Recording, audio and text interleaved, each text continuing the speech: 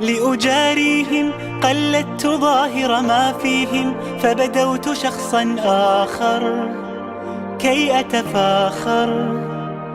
وظننت أنا أني بذلك حزت غنى، فوجدت أني خاسر، فتلك مظاهر. لا لا لا نحتاج المال كي نزداد جمالا، جوهرنا هنا في القلب تلالا. لا لا نرضي الناس بما لا نرضاه لنا حالا، ذاك جمالنا يسمو يتعالى.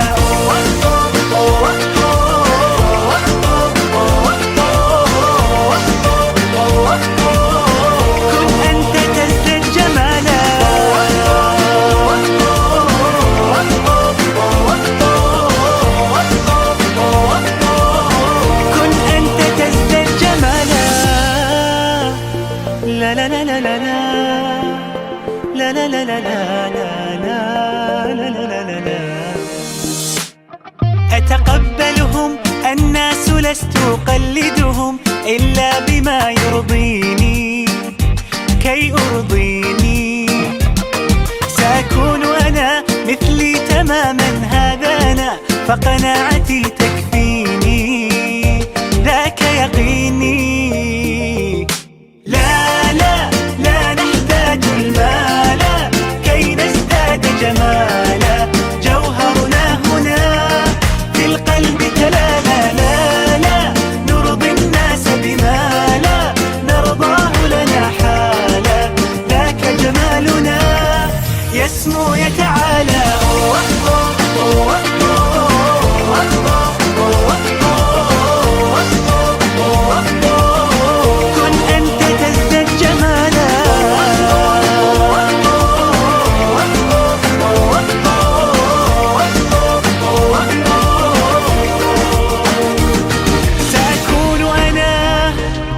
من أرضانا لن أسعى لا لرضاهم، وأكون أنا ما أهوى أنا، مالي وما لرضاهم. سأكون أنا من أرضانا لن أسعى لا لرضاهم، وأكون أنا ما هو أنا، لن أرضى أنا برضاهم. لا لا لا نحتاج المال كي نزداد جمالا، جوهرنا هنا في القلب تلالا. لا لا نرضي الناس بما لا نرضاه لنا حالا، ذاك جمالنا يسمو يتعالى.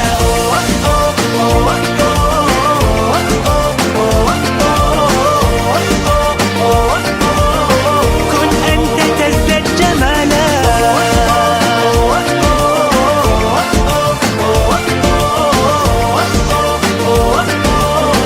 كن أنت تزداد جمالا.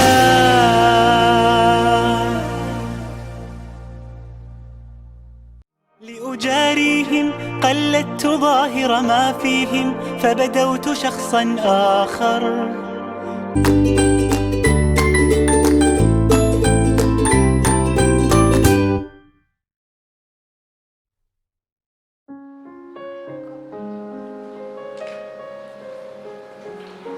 Bismillahirrahmanirrahim. Assalamualaikum warahmatullahi wabarakatuh. Alhamdulillahirrabbilalamin. Alafa baina qulubina fa asbahna bihi mati ikhwana. Allahumma sholli ala sayyidina Muhammad wa ala ali sayyidina Muhammad wa la haula wa la quwwata illa billah. Alhamdulillah, ayah bunda yang dimuliakan oleh Allah Subhanahu wa taala, bahagia sekali pada kesempatan yang ini kita bisa bertatap muka secara virtual ya.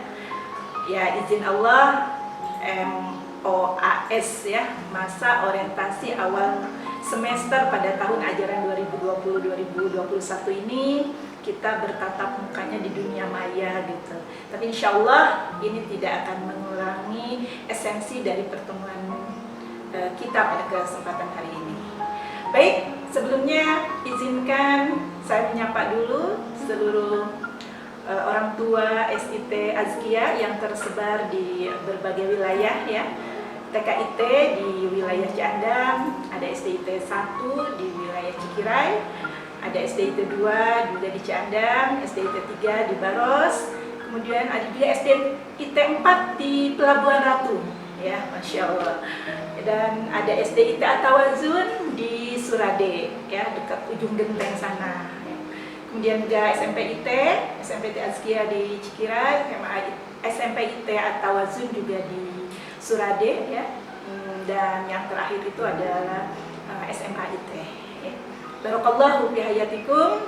Satu kebanggaan, satu kebahagiaan, hampir 4.000 orang tua siswa ya yang bisa bergabung dalam acara hari ini. Semoga ayah bunda semua senantiasa diberikan kemudahan dalam urusannya, disehatkan badannya, disukseskan dalam menjalankan aktivitasnya, dan juga keluarganya diberkahi oleh Allah Subhanahu wa Ta'ala. Anak-anak kita dijadikan anak-anak yang saleh dan saleh. Amin ya Allah ya Rabbal alamin. Ayah bunda semua, mungkin kita bertanya untuk apa lagi nih, yang terutama mungkin siswa-siswa yang sudah lama ya, kenapa kita harus setiap tahun ini melaksanakan proses MUAS ini ya, bertemu antara pihak sekolah mungkin dengan orang tua ya. Saya sendiri mungkin akan menyamakan lagi ya, menyamakan frekuensi kita dalam mendidik anak-anak kita semua sehingga mereka itu bisa tumbuh berkembang sesuai dengan apa yang kita harapkan ya. Ibaratnya itu kan bunda semua, ibaratnya kita itu orang tua itu kayak koki ya, yang mungkin ayah bunda koki di rumah gitu, kita itu koki di sekolah gitu. Nah, koki itu kan meramu gitu kan, mau mengolah bahan dasar itu untuk menjadi satu hidangan yang lezat sesuai yang kita inginkan. Nah, kalau ketika ayah bunda menyerahkan putra-putrinya mungkin untuk dididik bersama kami di Azkia, berarti kami tuh harus menyiapkan juga, harus siap untuk menjadi koki yang akan mengolah gitu ya, mengolah bahan dasar yang dititipkan gitu ya oleh ayah bunda semua. Hanya bisa jadi kan, ibarat misalnya ayah bunda bawa daging, pengennya rendang gitu ya, inginnya rendang, tapi ternyata kita bikinnya jadi semur gitu. Nah itu karena apa? Karena kita kurang komunikasi di awal ya, tidak menyamakan persepsi gitu, tidak menyamakan ini tuh harus digimana ini gitu ya. Jadi pertemuan ini salah satunya itu adalah untuk mensinkronkan kembali, mengingatkan kita kembali. Nah, kadang kan setahun berlalu itu kadang kita terlupakan lagi, kami juga mungkin terlupakan, ayah bunda juga terlupakan gitu ya. Dan saat ini adalah saat kita bersilaturahim kembali, menyamakan harapan kita terhadap pendidikan anak-anak kita ini. Bismillah, kita akan sama mendidik dan bertumbuh bersama Azkia.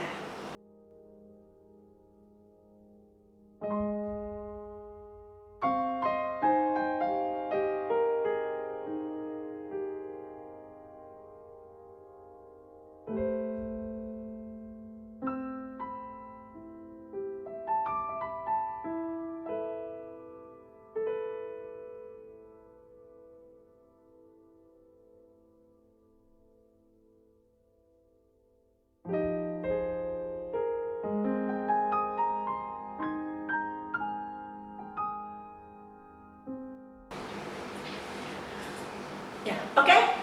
Ayah bunda semua, saya akan memulai mungkin bahasan kita saat ini adalah dengan kalimat new normal Azkia ya. Ini satu kalimat yang cukup viral saat ini, banyak dibahas, banyak disebutkan juga ya. Dan saya ingin sampaikan mungkin apa pandangan new normal versi Azkia, sehingga kalau kita nyebut new normal ini mindsetnya sama gitu ya, persepsinya sama. Nah, kami sendiri menyikapi secara positif semua yang terjadi izin Allah ya, pandemi ini, kehadiran COVID ini, sehingga akhirnya memaksa kita untuk belajar ilmu baru, untuk memaksa kita belajar hidup lebih sehat lagi, memaksa kita untuk segera beradaptasi gitu ya dengan kondisi. Semua kondisi kita sikapi dengan positif ya, dan insya Allah apapun yang Allah takdirkan untuk kita pasti itu adalah yang terbaik. Maka dari itu di awal tahun ajaran 2020-2021 ini kami punya semangat baru dan kita sebut sebagai new normal Azkia ya. Apa itu new normal versi Azkia ya? Yang pertama, di awal tahun ajaran ini kita siap untuk membuat kultur baru yang lebih baik ya. Itu tekad kita, itu niat kita ya. Apapun yang ada di hadapan, kita siap untuk saat ini di awal tahun ajaran baru ini membuat kultur baru yang lebih baik lagi ya. Semoga Allah membimbing kita untuk melakukan ini ya. Kemudian juga kita semangat untuk terus bertumbuh untuk menjadi lebih baik. Semangat, jadi kita energinya menjadi energi yang optimis. Setiap kita mungkin pernah memiliki kesalahan di masa lalu. Kami mungkin di sekolah, di Azkia ini pasti pernah melakukan banyak mungkin ketidaktepatan ya. Tapi tahun ajaran ini kami memantapkan langkah lagi untuk terus bersemangat, bertumbuh menjadi lebih baik, menjadikan pengalaman-pengalaman masa lalu itu menjadi satu hal yang bisa kita pelajari dan kita tetap semangat melangkah ke masa depan yang lebih baik. Inilah yang kita saat ini tumbuhkan, semangat ini yang kita tumbuhkan di para pendidik, ya, dari para pimpinan maupun para guru ya, dan para staf dan semuanya. Awal tahun ajaran ini walaupun kondisi kita masih belum bisa seperti waktu yang lalu, tapi semangat kita tetap adalah semangat untuk melangkah pada yang lebih baik. Dan yang ketiga, ya tadi yang saya sampaikan, berarti kita pun semangat juga untuk belajar memperbaiki diri ya. Bismillah, semoga sama-sama kita semua bisa melangkah di era new normal ini bersama Azkia. Siap membuat kultur baru yang lebih baik, semangat untuk terus bertumbuh, dan semangat untuk terus belajar memperbaiki diri. Ya, semuanya tentu saja termasuk anak-anak kita. Oke, ayah bunda semuanya, inilah yang menjadi landasan pemikiran kita ketika menerapkan atau menetapkan satu semangat baru di awal tahun ajaran ini yang kita sebut sebagai normal Azkia. Ya, landasannya adalah barang siapa yang hari ini lebih baik dari kemarin, maka ia termasuk orang yang beruntung. Ya. Barang siapa yang hari ini sama dengan hari kemarin, dia orang yang merugi, dan barang siapa yang hari ini lebih buruk daripada hari kemarin, maka dia yang celaka. Ya. Kemudian juga hadis Rasul, hadis Nabi juga, bertakwalah kepada Allah dimanapun Anda berada. Iringilah perbuatan dosa, ya. Iringilah perbuatan yang tidak baik itu dengan amal kebaikan. Karena kebaikan itu dapat menghapus keburukan yang sudah kita lakukan. Ya, dan bergaulah dengan orang lain dengan akhlak yang baik. Itulah yang menjadi landasan pemikiran kita menumbuhkan satu semangat baru di awal tahun ajaran ini. Bismillah, la haula wala quwata illa billah. Kita tidak punya kekuatan apa-apa, tapi kita akan terus bergantung kepada Allah Subhanahu wa taala. Selanjutnya, ayah bunda semua, saya juga akan sama-sama mengingatkan baik kami pendidik di sini di sekolah maupun ayah bunda semua, dan juga terutama pada mungkin para ayah bunda yang baru bergabung tahun ini ya. Jadi ini kan sebagian besar ini adalah orang tua yang sudah lama bergabung dengan Azkia, yang sudah 5 tahun gitu ya, ada yang mungkin sudah 11 tahun ya, yang anaknya dari SD-nya di sini, SMP-nya di sini, sampai SMA-nya gitu. Ini ada mungkin masuk tahun yang ke-12 gitu. Tapi tadi karena kita punya selalu semangat untuk bertumbuh, jadi setiap tahun kita mungkin terus melaksanakan evaluasi dan terus untuk ingin bisa memberikan yang terbaik gitu untuk semua. Nah, seperti apa arah pendidikan Azkia di tahun ini ya? Ini juga sebetulnya bukan hal yang baru ya, tapi kita mentajdid lagi ya, kita menguatkan lagi semangat baru ini bahwa kita keberadaan lembaga pendidikan Azkia itu ya, dengan visinya membentuk generasi yang soleh, cerdas, kreatif, unggul, berwawasan global, dan agen berubah umat. Ya. Ini saya sengaja bold gitu ya untuk kata-kata solehnya, karena saya yakin ya, kalau saya tanya pada ayah bunda semua saat ini, kenapa ayah bunda menyekolahkan anak-anaknya di sekolah Islam Azkia ini, saya yakin jawaban ayah dan bunda semuanya adalah yang pertama itu ingin anak-anaknya jadi anak yang soleh. Betul? Ya. Boleh tuliskan komen di kolom komen kalau ini memang sesuai gitu ya dengan apa yang kami tetapkan gitu. Karena di saat sekolah saat ini malah tidak berbayar, katakanlah ya, sekolah-sekolah negeri itu sekarang sudah dibebaskan oleh pemerintah gitu, sementara yang bunda menyekolahkan kepada sekolah swasta ya, dan itu ada sekolah Islam.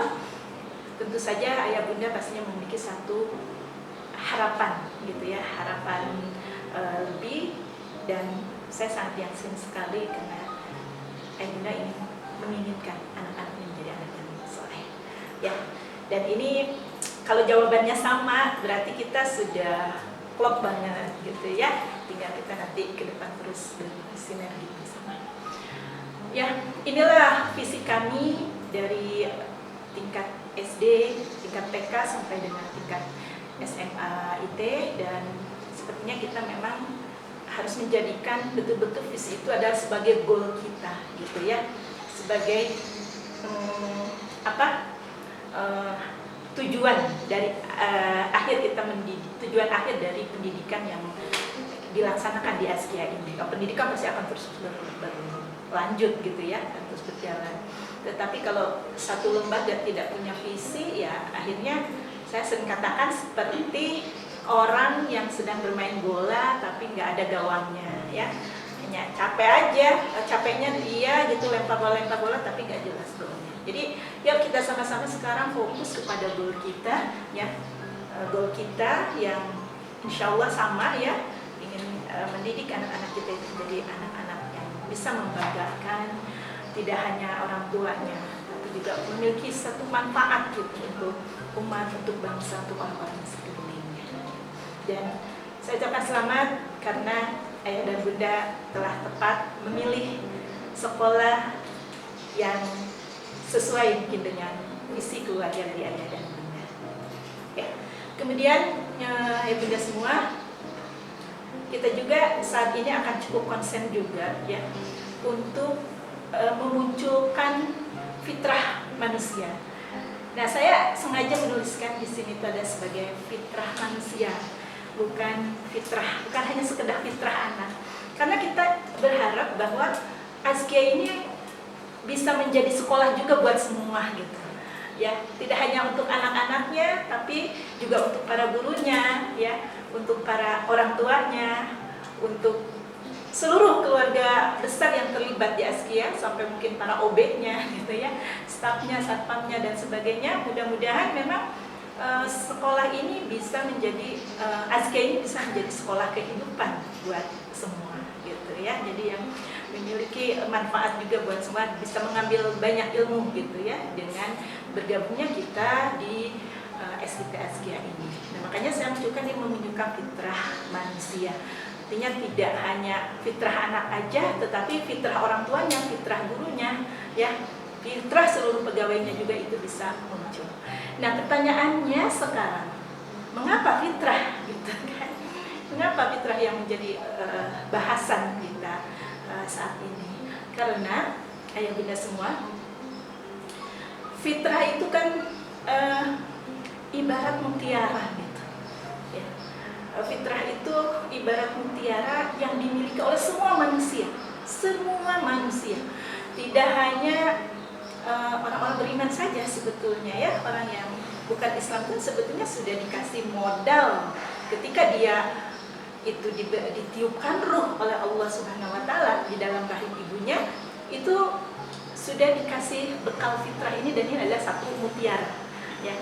Ini adalah satu mutiara yang apabila dia terus terjaga, maka dia suatu saat akan kembali ya, dan akan mendapatkan kehidupan yang diinginkan, yaitu kebahagiaan di surga gitu ya.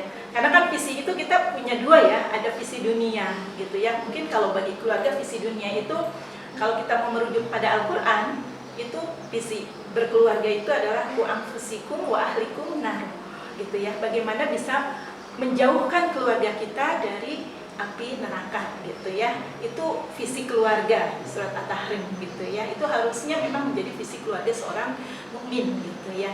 Nah, kemudian visi lebih jauhnya itu adalah ya kita semua bisa berkumpul kembali dengan keluarga kita di surga gitu ya. Nah, ini satu visi, itu satu goal yang mana segala aktivitas kita apapun ya, termasuk kita mencekolahkan anak mungkin ya, termasuk nanti mungkin kita menikahkan anak-anak kita, termasuk kita nanti mengkuliahkan anak kita, itu memang jangan teralihkan dari visi utama kita gitu ya. Visi utama semua itu pasti ingin hidup bahagia di surga. Nah, modalnya itu tuh Allah udah kasihkan pada semua manusia ya.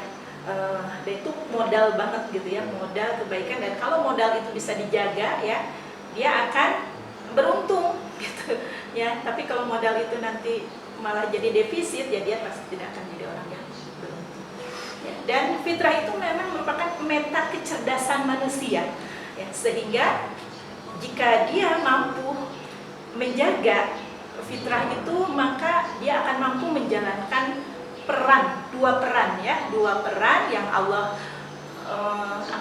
titipkan kepada kita, dua tugas yang Allah titipkan kepada kita ketika kita diturunkan ke dunia ini, yaitu sebagai hamba Allah dan sebagai wakil Allah di muka bumi ya. Jadi itu yang Allah titipkan kepada kita ya, ketika manusia itu terlahir ke dunia ya. Terlahirnya di dunia ya, bukan di surga. Kalau awalnya memang di surga, Nabi Adam tuh awalnya di surga gitu kan. Tapi karena Nabi Adam waktu itu melakukan satu dosa ya, Allah turunkan ke bumi gitu. Nah, pada akhirnya kita harus memimpikan bisa pulang ke kampung halaman kita ya. Kampung halaman kita itu adalah surga. Nah, makanya ketika Allah itu menurunkan manusia ke dunia, Allah akhirnya Adam itu ke dunia, ketika pertama kali Adam diturunkan ke dunia, kalau ingin bisa balik lagi ke kampung halaman kita surga, maka jalankan peran ini, jalankan dua peran ini. Perannya apa? Sebagai hamba Allah, bukan sebagai hamba dunia. Nah, ini harus diingat ya. Jangan sampai kita merasa hamba Allah, tapi realnya itu kita jadi hamba dunia, hamba uang, hamba yang sebenarnya bukan hamba Allah gitu. Kalau hamba Allah ya akan berbeda. Seorang hamba itu maka dia akan taat pada aturan Allah ya. Dan yang kedua itu, kalau kita udah bisa menjadi hamba dunia, maka kita akan bisa memerankan hamba Allah ya. Kalau kita sudah bisa menjadi terakul oleh Allah, jadi nggak bisa ngaku-ngaku diri kita sendiri, oh saya udah jadi hamba Allah, enggak ya. Allah punya kriteria gitu kan, untuk menentukan bahwa ini adalah hambaku gitu ya. Bisa jadi ada hamba setan ya, bisa jadi malah jadi hamba dunia. Nah, kalau kita udah teraku oleh Allah ya sebagai hamba Allah, maka kita bisa memerankan tugas kita yang kedua, yaitu wakil Allah di muka bumi. Masya Allah ya, ini sebuah tugas yang mulia yang Allah berikan kepada makhluknya bernama manusia, yang pernah Allah tawarkan kepada makhluk-makhluk Allah yang lain gitu ya. Allah tawarkan ke gunung, Allah tawarkan ke langit gitu ya. semuanya itu nolak gitu, semuanya menolak. Surat Al-Ahzab ayat 72 ya, semuanya menolak ya, dan hanya manusia ternyata yang bisa memerankan peran sebagai wakil Allah di muka bumi. Sungguh sebuah kemuliaan yang luar biasa. Nah, syaratnya tadi, semua itu bisa kita perankan ketika fitrah kita itu terjaga, ya. Ketika fitrah kita itu terus bersinar, gitu. Ya, oke. Ayah bunda semuanya, mari kita sedikit bahas tentang apa itu fitrah, ya. Nah, ini ada dalam Al-Quran, ya, surat mudah sekali dihafalnya ya, surat 30 ayat 30, ya. Surat Ar-Rum ayat 30. Mungkin ada yang sudah hafal juga. Ini yang Allah sampaikan, ya, fa'akim wajhaka lidini hanifah, ya. Hadapkanlah wajahmu itu dengan lurus kepada Allah, gitu ya. Dan tetaplah kamu dalam fitrah Allah itu. Allah menyuruh kita untuk menjaga fitrah itu, ya. Karena fitrah Allah itu tidak akan pernah berubah. Fitrah Allah itu tidak akan pernah berubah, ya. Tapi kitalah yang kadang merusak fitrah kita, ya, sehingga fitrah itu akhirnya tertutupi, ya. Fitrah itu akhirnya tertutupi dan akhirnya tidak muncul potensi-potensi kita. Kan di Allah di ayat ini terakhirnya Allah katakan walakinna aksaran nasi la ya'lamun. Sedikit ternyata manusia itu ya mengetahui. Jadi di sini ininya artinya kebanyakan. Berarti kalau kebanyakan itu berarti sedikit ya. Kebanyakan, banyaknya berarti banyaklah manusia itu tidak mengetahui. Jadi hanya sedikit yang mengetahui. Dan saya yakin kita yang hadir saat ini insyaallah termasuk orang-orang yang sedikit itu, ya, yang mau mengetahui tentang demikian berharganya fitrah yang ada dalam diri kita dan diri anak-anak kita. Ya. Oke, ayah bunda semuanya, sampai sini mudah-mudahan bisa mulai menyambung ya, mulai terendapkan, dan kita juga bisa semakin menyamakan frekuensi kita dalam mendidik anak-anak kita ini. Ya, baik ayah bunda semuanya, Al-Khatibi mendefinisikan fitrah itu adalah sebagai satu tabiat lurus ya dalam berperilaku dan siap untuk menerima kebenaran. Jadi menurut beliau, jika seorang anak yang terlahir itu dan dibiarkan begitu saja, maka fitrahnya akan terus tumbuh, ya. Dan fitrah ini itu didukung oleh akal, ya. Jadi ini yang membedakan ya akal manusia dengan ya makhluk Allah yang lain, walaupun sama-sama punya otak, tapi nggak makhluk lain itu nggak punya akal. Jadi Allah hadirkan akal itu adalah untuk mendukung agar manusia itu bisa menjaga fitrahnya, ya. Maka kalau mereka itu tidak terpengaruh, tidak terprogram dengan lingkungannya, dia akan terus berada dalam fitrah itu, ya, dan dia akan terus sampai akhir hayatnya memiliki satu keyakinan kepada Islam, gitu. Nah, disinilah luar biasa peran lingkungan kita, orang tua, lingkungan sekolah, lingkungan rumah, orang tua, guru, sebetulnya adalah programmer yang memasukkan program kepada anak-anak kita, ya. Nah, apa saja fitrah manusia ini? Ya, fitrah manusia itu ada fitrah keimanan, ya. Jadi fitrah manusia itu tidak hanya mereka beriman kepada Allah, ya, tetapi banyak itu ya fitrah yang intinya segala kebaikan itu adalah fitrahnya manusia. Tapi yang utama itu adalah fitrah keimanan. Ini semua manusia ya, semua manusia ketika di alam rahim mereka itu sudah bersaksi kepada Allah, ya, supaya satu saat mereka itu tidak mengingkari bahwa Tuhan mereka itu adalah Allah. Ini cukup terkenal ya, alastu birabbikum, gitu ya, siapa Robmu? Alastu birabbika ya, siapa Robmu? Ya, lalu mereka menjawab qala bala syahidna, ya, kami mengakui bahwa Engkaulah Tuhan aku, gitu ya. Nah, itu fitrah keimanan. Kemudian ada juga, jadi fitrahnya semua orang itu sebenarnya beriman kepada Allah, gitu ya. Kalau dia tidak terprogram ketika lahir itu tidak terprogram dengan yang lain. Nah, kemudian juga fitrah manusia itu adalah memiliki bakat dan kepemimpinan ya. Setiap anak itu dia itu unik dan berani. Artinya kalau anak itu akhirnya dia menjadi orang yang penakut, sebetulnya bukan fitrahnya penakut itu ya. Kalau anak itu sebenarnya tidak muncul potensinya ya, sebetulnya itu bukan fitrahnya. Fitrahnya setiap orang itu punya bakat sendiri-sendiri. Nah, kadang kita programmer ini yang suka memaksain, ya pokoknya kamu karena orang tuanya dokter, kamu pun harus jadi dokter gitu. Karena orang tuanya guru, kamu anaknya harus jadi guru. Nah, kadang kita yang menjadi programmer anak gitu ya, padahal anak itu punya bakatnya masing-masing ya. Kemudian ya tadi juga punya fitrah kepemimpinan gitu ya. Jadi kalau anak itu akhirnya minder, tidak percaya diri, sesungguhnya programmernya itu yang telah memprogram dia menjadi orang yang akhirnya rendah diri gitu ya. Kemudian juga fitrah perkembangan ya. Jadi ini sunatullah, anak itu kalau didiemin dia itu akan tumbuh ya, akan tumbuh sesuai dengan ya fitrahnya itu. Dia mungkin ada yang awal itu bayi itu tengkurap, kemudian merangkap, kemudian mapai gitu ya, belajar jalan, sebenarnya jalan akhirnya bisa lari ya. Nah, jika salah satu, kadang kita suka gini, oh hebat nih anak saya itu dari lahir nggak tengkurap dulu langsung jalan misalnya. Nah, itu berarti sebetulnya nggak sesuai dengan fitrahnya, karena dari setiap fase itu akan saling menguatkan gitu ya. Misalnya anak biasanya yang tidak merangkak dulu, maka dia akan ada otot yang akhirnya tidak kuat gitu, sehingga ketika dia berjalan atau berlari itu mungkin ada gangguan dan sebagainya ya. Jadi nih ayah bunda semua, jangan pernah paksa anak gitu ya, jangan pernah paksa anak sesuai dengan program kita gitu ya, kecuali program kitanya ada program sesuai dengan fitrah. Jangan maksa-maksain anak, belum waktunya dia jalan kita paksain suruh jalan gitu ya. Itu pasti ketika sesuatu yang menyalahi fitrah itu biasanya ada persoalan ya. Jadi biarkan aja mereka tumbuh, nggak usah kelas berapa 5 tahun masukin SD gitu ya, 4 tahun karena anaknya udah pinter gitu. Nah itu ikutin aja jalannya, itu nggak usah dipaksa-paksa lah intinya. Karena mereka akan berkembang sudah sedemikian setelan pabriknya dari Allah gitu ya. Jadi kita jangan suka seolah ini jauh lebih baik, enggak ya.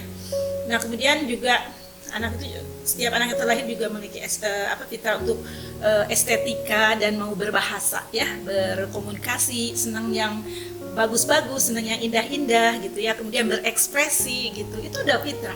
Jadi kalau kita nemuin anak kita itu nggak mau berekspresi ya, sebenarnya jangan nyalahin dia gitu ya. Ya dicek aja programmernya seperti apa ya, program yang masuk kepada dirinya seperti apa. Nggak mungkin dia itu ujug-ujug anak yang lempeng gitu ya, tanpa ekspresi gitu ya. Kecuali mungkin ada yang beberapa ada kelainan genetik dan sebagainya gitu. Tapi secara fitrah normalnya itu anak itu suka sekali dengan sesuatu yang indah, sesuatu yang juga yang berekspresi.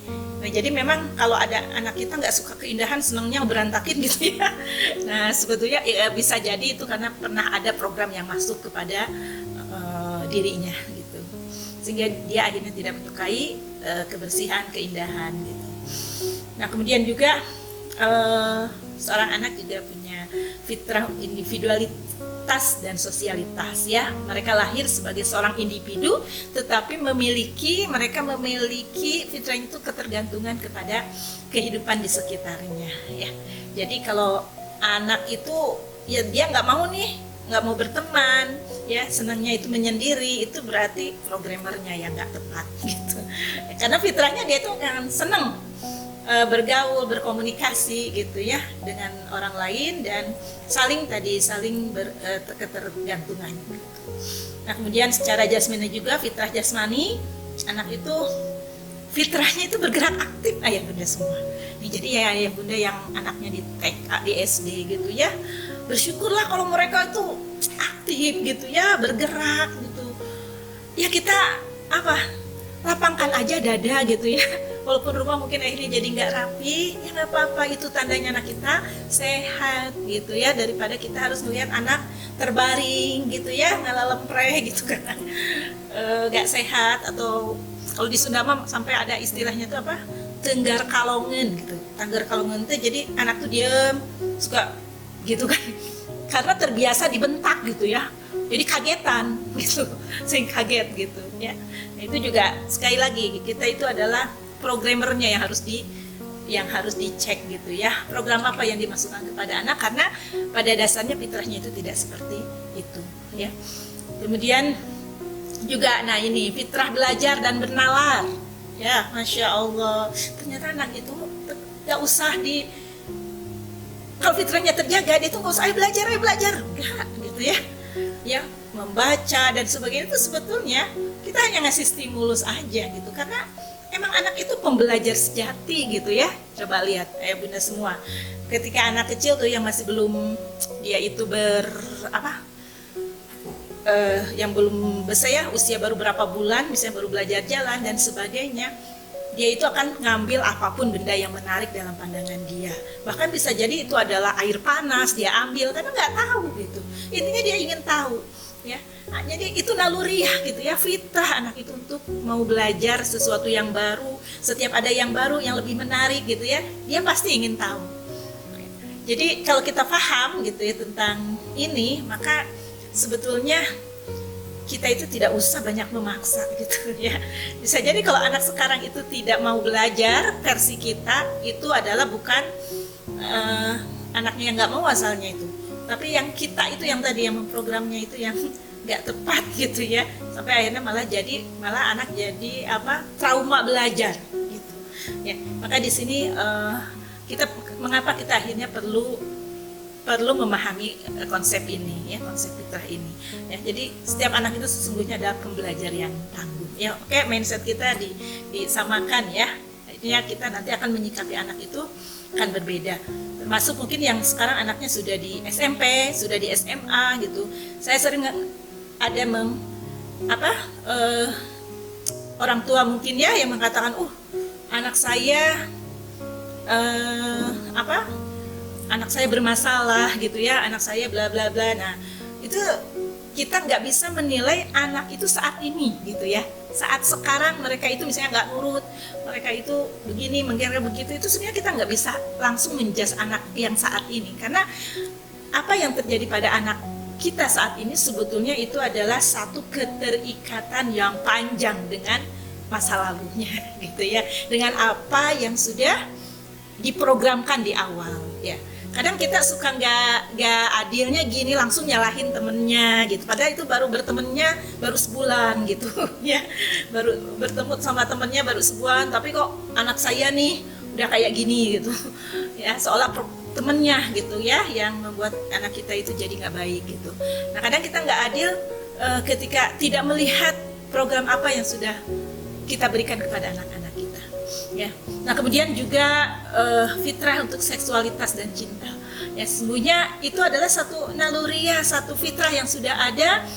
Setiap anak itu dia memiliki cinta ya, betul-betul memiliki cinta kepada orang tua, sebenarnya cinta kepada sekeliling, cinta kepada alam semesta, termasuk juga cinta kepada lawan jenis. Jadi kalau ada LGBT, sesungguhnya itu nggak sesuai dengan fitrah ya. Ada yang mencintai sesama jenis, itu sebenarnya nggak sesuai fitrah, karena fitrahnya Allah ciptakan manusia itu mencintai lawan jenisnya ya, bukan sesama jenis. Dan itu akan berkembang juga perkembangan seksualitasnya. Tinggal kita bagaimana ketika mereka masuk kepada tahap khil balik gitu ya, membimbing supaya mengelola fitrah seksualitasnya itu berada pada track yang dibenarkan oleh Allah Subhanahu wa taala.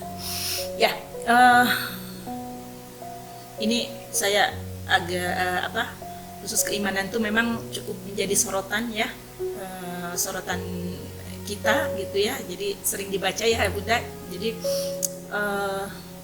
anak-anak kita tuh soleh insyaallah ya, semua tuh terakhir soleh gitu. Nah, kita sekarang gimana bisa menjaga gitu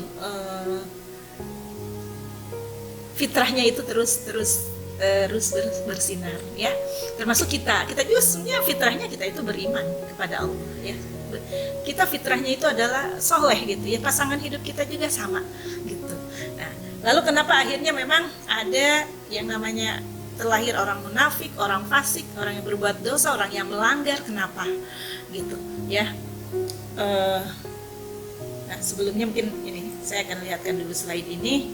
Nah, ini yang sering ya, yang sering terjadi itu, saya sering nanya gitu kan kepada orang tua itu, dengan bahasan kita memahami tentang fitrah itu, jadi segala kebaikan itu ada berasal dari Allah, yang Allah titipkan dalam fitrah manusia, dan itu ada menjadi mutiara, menjadi permata yang ada dimiliki oleh semua manusia ya. Maka kita sudah tidak lagi melihat anak itu sebagai katakanlah anak yang nakal, anak yang nggak nurut dan sebagainya gitu ya, nggak ya.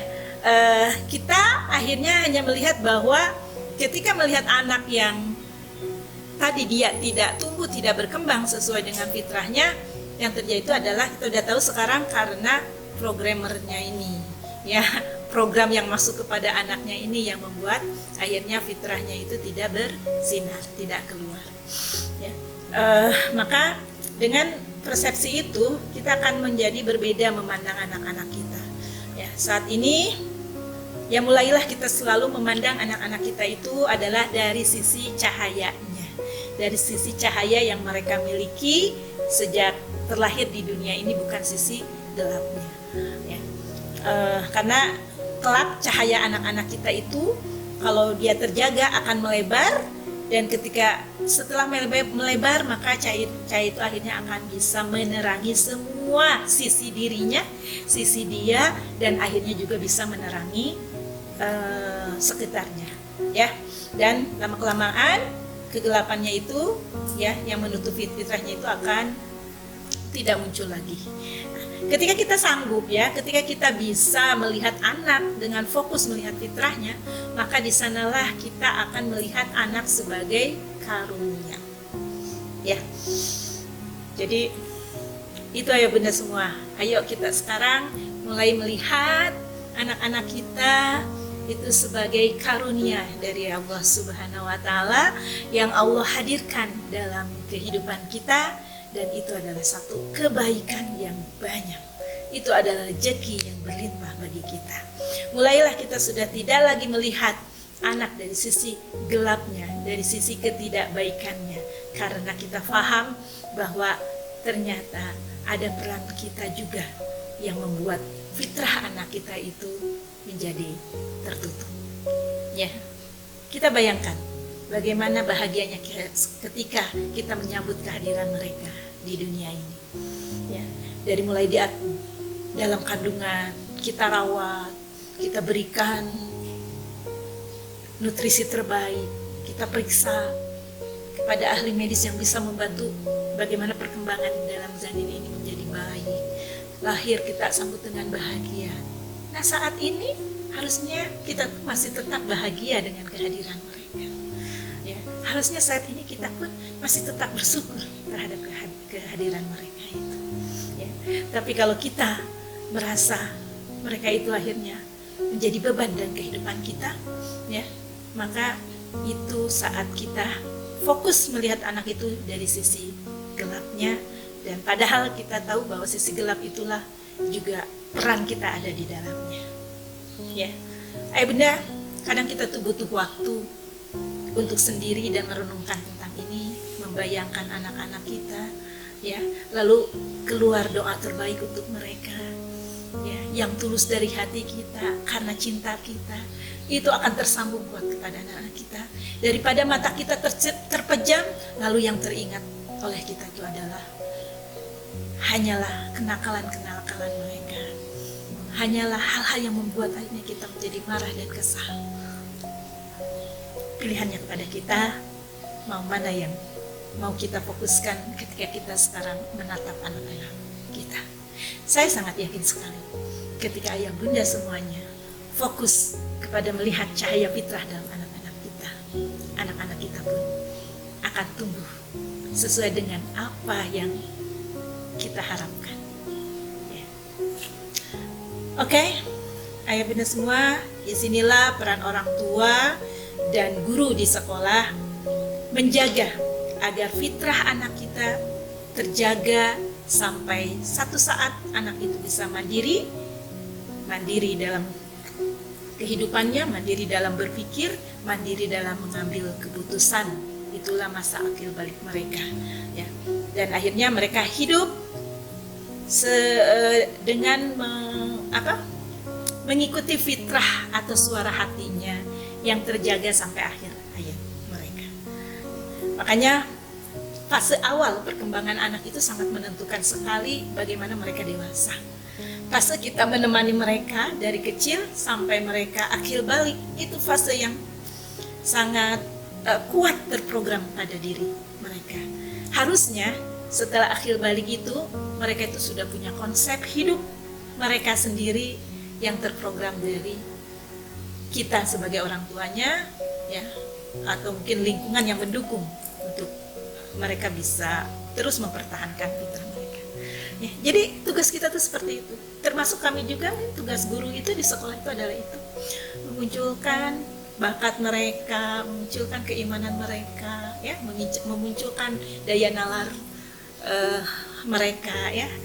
Jadi ini saya sekalian juga yang hadir saat ini tidak hanya orang tua aja, tapi seluruh guru juga insya Allah hadir mendengarkan, ya. Dan karena kita akan bersinergi gitu ya antara rumah dan orang tua ini, ya mudah-mudahan kita bisa menjalankan peran ini, ya, peran yang demikian mulia, peran yang masya Allah luar biasa. Makanya kenapa ini akan menjadi satu tabungan amal yang bisa kita jemput nanti di akhirat kelak, ya. Salah satu amal, ya, yang bisa kita masih bisa menikmatinya, pahala yang bisa kita nikmati adalah ketika anak-anak yang soleh itu mendoakan kita, para orang tuanya. Dan bagi guru juga insya Allah didoakan oleh murid-muridnya, kebaikan mereka akan menjadi amal terbaik mereka. Inilah satu kemuliaan peran mendidik itu yang tidak semua orang mungkin tertarik untuk menjalani dan pelajarinya, ya. Nah, lembaga pendidikan itu hadir sebagai mitra, ya, ayah bunda semua, karena peran menjaga fitrah ini sesungguhnya adalah peran utama dari orang tua. Pendidikan hadir, lembaga pendidikan hadir itu adalah sebagai mitra untuk menjalankan fungsi penjagaan dan pengembangan potensi fitrah anak tadi, ya, di mana guru itu sebagai pengganti orang tua selama berada di lingkungan sekolah, ya. Tapi tetap guru atau sekolah atau pesantren atau apapun itu tidak bisa mengambil alih peran tanggung jawab utama dari sekolah. Makanya disinilah kita harus merapihkan niat kita ketika kita memasukkan anak kita ke sekolah, apakah itu yang full day school, apakah yang pesantren, misalnya ada boarding school gitu ya. Itu kita benar-benar harus meluruskan niat kita sebagai orang tua, bukan mau mengalihkan pendidikan mereka kepada guru-guru di sekolah, tapi yang utama adalah kita bermitra dengan para guru-guru itu untuk sama-sama menjaga menjaga fitrah anak kita. Makanya walaupun kalau mungkin ayah bunda punya anaknya yang jauh, ya, tidak bersama kita, satu peran apa yang bisa dilakukan oleh orang tua tidak hanya mengirim uang saja untuk kehidupannya gitu ya, untuk kehidupan sehari dan sebagainya, tidak hanya itu saja, ya, tapi tidak pernah lepas melantunkan doa-doa terbaik kepada mereka. Itu sesungguhnya yang akan membuat anak-anak kita itu akhirnya mereka terus terikat gitu ya, terikat dengan orang tua, terikat dengan fitrah mereka, ya.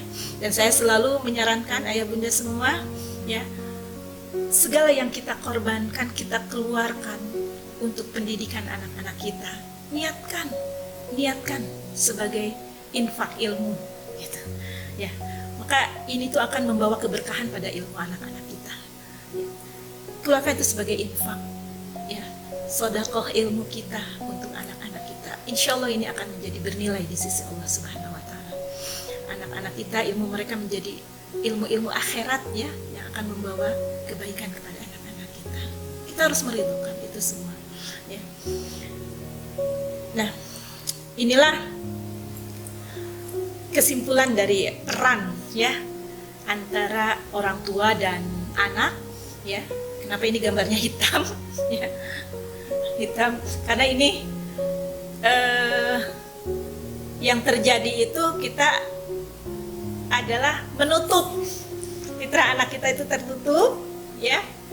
Tertutupnya dengan apa? Dengan belenggu, dengan sebuah belenggu yang akhirnya fitrahnya nggak nampak. Nah, ini kesalahan-kesalahan kita. Tidak hanya kesalahan orang tua, kesalahan guru juga sama. Gitu. Ya, harusnya mereka memunculkan fitrah, ini yang terjadi malah fitrah anak semakin tertutup. Akhirnya kayak gini nih. Kalau fitrahnya tertutup, hitam, hanya ada satu titik kecil sekali. Makanya nggak mudah untuk keluar itu kebaikan-kebaikan itu, ya. Kebaikan-kebaikan itu tidak keluar kalau tertutup dengan belenggu tadi. Ya. Nah, tugas kita itu adalah tadi menghilangkan belenggu tadi sehingga fitrahnya itu muncul. Nah, belenggunya itu apa? Belenggunya itu banyak banget. Ya. Bisa jadi karena suudzon kita berpikir negatif gitu ya, itu menutup fitrah. Anak, ada kamu mah nggak bisa kayak gini gitu kan. Ya, dengan judge, dengan labeling kepada anak gitu kan. Atau mungkin bisa jadi kita terlalu overprotective kepada anak sehingga anak tuh yang pembenarannya akhirnya jadi penakut. Itu menjadi belenggu-belenggu kita. Atau mungkin kita kuat dengan satu prinsip kita sehingga akhirnya kita tidak mau menerima prinsip dari orang lain atau tidak mau fleksibel terhadap prinsip orang lain gitu. Pokoknya ini, saya mendidik kayak gini dan ini yang terbaik gitu. Nah, itu udah nutup banget gitu ya. Itu menutup lagi, kemudian membandingkan gitu ya. Itu membanding itu membuat anak tidak hanya akhirnya rendah diri ya, tapi juga akan membuat mereka itu tidak paham tentang makna syukur. Ya. Jangankan anak, kita ada syukur. Kalau kita itu nggak mau bersyukur, ya jarang itu bersyukur, ya bisa jadi karena tadi kita tuh belum, fitrah kita itu tertutup. Ya, maksudnya gini, kayak kita ya, kita dapat uang 1 juta misalnya, seneng, alhamdulillah. Ternyata teman kita ya dapat juga 1 juta, padahal dia itu tidak melakukan apa-apa. Awalnya kita syukur nih.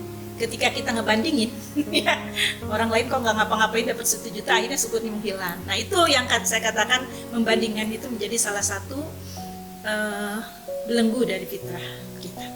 Ya, banyak sekali belenggu-belenggu. Intinya begini, simpelnya beginilah. Ya, beda semua. Kebaikan, setiap kebaikan itu adalah fitrah. Itu adalah semuanya dari Allah. Ya, ciri kalau fitrah kita itu tertutup belenggu tadi itu adalah ketika kita tidak lagi merasakan ketenangan, ketika kita tidak merasakan kebahagiaan, ya. Ketika itu yang kita rasakan, kita marah, kita kesel, kita sedih, kita kecewa, kita dendam, nah itu berarti fitrah kita lagi ditutup, ya. Dan harus kita hilangkan belenggunya. Nggak ada cara lain selain kita harus menghilangkan belenggu itu. Dan ini mulainya memang dari kita juga, orang tua. Kita jangan maksa-maksa anak kita harus baik gitu ya, harus tumbuh berkembang, fitrahnya bagus. Nah, kitanya sendiri, mungkin fitrah kita udah ketutupnya udah banyak banget gitu ya. Nah, jadi kita harus sama-sama ya. Nah ini ya, kita kalau udah proses pendidikan ini berjalan dengan sesuai ilahiyah, maka nanti fitrah ini akan hilang nih yang hitamnya, yang ada tinggal yang birunya aja gitu ya. Yang birunya akhirnya bersinar, dia akan menyinari dirinya sendiri dan akhirnya bisa menyinari orang-orang di sekelilingnya ya. Nah, gimana cara membersihkan belenggu tadi? Ayah bunda semuanya, tidak ada cara lain. Kita itu adalah harus rajin untuk, ya ini dalam Islam itu istilahnya tazkiyatun nafs ya. Tazkiyatun nafs itu kan membersihkan jiwa. Jadi kalau fitrah udah terkotori itu berarti jiwanya udah kotor. Ketika kita sudah tidak mudah melakukan kebaikan, ya, sama anak juga tidak mudah melakukan kebaikan, berarti ada jelaga gitu di sana, ada belenggu di sana, ya. Dan itu harus terus-menerus dilakukan pembersihan. Dengan apa? Dengan melaksanakan tazkiyatun nafs. Apa itu? Memperbanyak taubat, ya, memperbanyak istighfar, ya, memurnikan tauhid kita, ya, menurunkan ego kita, ya, tidak selalu merasa diri kita yang benar, banyak berdialog dengan Allah gitu ya. Nanti suara fitrahnya akan keluar lagi. Coba deh ya bunda semua sekali-kali lakukan dialog dengan diri kita, tanya, berbicara dengan diri, nanti fitrah kita tuh akan keluar. Karena dia itu bersih banget gitu ya, dia bersih banget, dia tertuntun banget dengan Allah, dan dia akan berbicara jujur, dia akan berbicara jujur kepada kita. Ikutin kejujuran itu, ikutin hati nurani yang bersih itu, karena itu adalah fitrah ya.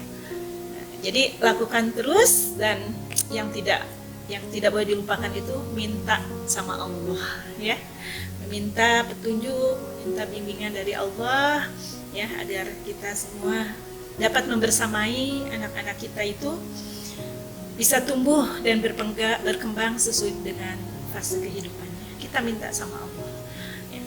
Hanya ini harus, jadi tidak hanya anak ya yang harus sholatnya benar gitu, sama kita juga gurunya, orang tuanya juga harus sama. Tidak hanya anak yang harus baca zikir, kita juga sama, orang tuanya, gurunya sama ya. Makanya ini yang akhirnya kita katakan sebagai sekolah kehidupan, karena ini menjadi proses belajar untuk semua ya. Dan selanjutnya ya taqwiyatun nafs ya. Taqwiyatun nafs berarti yang sudah kita bersihkan, lalu harus kita tingkatkan, harus kita jaga dengan apa? Afirmasi kebaikan. Afirmasi kebaikan itu pengulangan kebaikan itu harus berulang-ulang dilakukan oleh kita ya. Dan konsisten dalam kebaikan, dan insya Allah ini akhirnya akan menjadi ilmu yang menggerakkan kita untuk beramal. Nah, ayah bunda semuanya, demikianlah peran yang harus kita jalankan sebagai orang tua maupun sebagai guru untuk bisa membersamai anak-anak kita sehingga fitrah mereka dapat bersinar. Karena ketika fitrah mereka itu terjaga ya, fitrah mereka itu terjaga, maka sudah otomatis akan muncul potensinya. Oh ya, bukan hanya fitrah mereka, tapi fitrah kita juga gitu ya. Jadi kalau fitrah kita itu terjaga, maka potensi itu akan muncul ya. Potensinya akan muncul, dan ketika potensi muncul, maka mereka akan dapat menjalankan, kita ya, selalu mereka ya, kita juga akan dapat menjalankan peran khalifah di atas muka bumi ini. Karena saya yakin ayah bunda semua menginginkan anaknya itu tidak hanya untuk mereka bermanfaat untuk dirinya mereka sendiri, tapi saya yakin ayah bunda semua menginginkan juga anak-anaknya adalah akan menjadi orang yang bermanfaat untuk banyak orang. Dan itulah peran dari khalifah, membawa kemakmuran, kemanfaatan ke alam sekitar, ke bumi ya, bumi ini dan segala yang ada di dalamnya.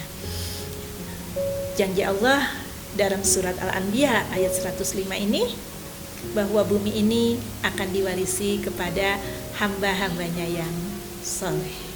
Insya Allah kita dan anak keturunan kita lah sebagai generasi yang soleh itu, sebagai hamba Allah yang soleh, yang siap menjalankan peran sebagai khalifah di atas muka bumi. Jadi jangan rendahkan cita-cita kita atau cita-cita anak kita. Kamu nanti jadi dokter, kamu nanti jadi dosen, supaya apa? Hanya supaya kamu mandiri, gajinya besar. Itu rendah banget. Ya, kita bangun mimpi anak-anak kita itu adalah mereka harus menjadi khalifah di atas muka bumi ini. Ya, yang bisa membawa, menebar banyak kemanfaatan kepada sekelilingnya. Ya. Itu platform kita dalam membentuk atau membersamai anak-anak kita, sehingga kalau cita-citanya mimpi mereka tinggi ya, kalau kata Bung Karno apa, tetapkan cita-citamu setinggi langit ya. Setidaknya kalaupun kau terjatuh, engkau akan terjatuh di atas bintang-bintang gitu. Kalau kita hanya setinggi atap ini, wah, kita jatuh di mana? Jatuh di lantai gitu. Ya. Dan di surat An-Nur juga sama, Allah katakan bahwa janji Allah itu adalah kepada orang-orang beriman dan mengerjakan amal soleh, ya, pada orang-orang yang soleh itu, maka aku akan menjadikan mereka berkuasa di atas muka bumi. Keren ya bunda semua. Allah itu sudah menetapkan sebuah janji kepada orang-orang yang soleh itu, bukan hanya sekedar mereka jadi apa gitu. Kita yang kadang merendahkan sendiri cita-cita kita gitu ya. Allah itu udah menjanjikannya itu berkuasa, kebayang nggak? Berkuasa di atas muka bumi ini. Tentu saja mereka berkuasanya itu adalah dalam keridhaan dari Allah Subhanahu wa taala. Ketika mereka jadi presiden, ketika mereka jadi gubernur, ketika mereka jadi pengusaha, ketika mereka jadi dokter gitu ya.